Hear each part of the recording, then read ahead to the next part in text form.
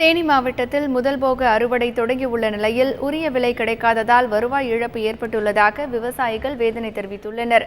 தேனி மாவட்டம் கம்பம் பள்ளத்தாக்கு பகுதியான கூடலூர், கம்பம், உத்தமபாளையம் உள்ளிட்ட பகுதிகளில் சுமார் 15,000 ஏக்கரில் இரு போக நெல் சாகுபடி நடைபெற்று வருகிறது.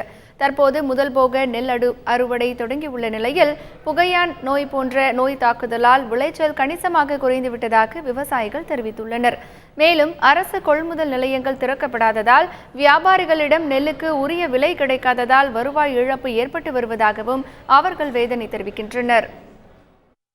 முதல் போக விவசாயம் பண்ணி அறுவடை வந்துக்கிட்டு இருக்கு. இப்போ அறுவடையில் அதிகமான விளைச்சல் இல்லை, கம்மியான. போன வருஷத்தை காட்டி இந்த வருஷம் கூலிக்கு 4 முறை 3 முறை கம்மியாக தான் இருக்குது. விலைவாசியில் 100 ரூபா கூட இருக்குது. எங்களுடைய செலவு இருக்க புத்தகம் கொடுத்து விவசாயம் பண்ணுறவர்கள் கட்டுப்படி ஆகாது. விளைச்சல் குறைச்சலாக விளைஞ்சிருக்கு.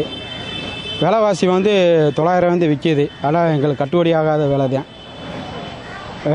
இடையில வர ஒரு புகை நோயின் அடிச்சிருச்சு. இப்போ அதனால் விலை இப்போ வர்றது கூட கொஞ்சம் சண்டாத்தே வருது.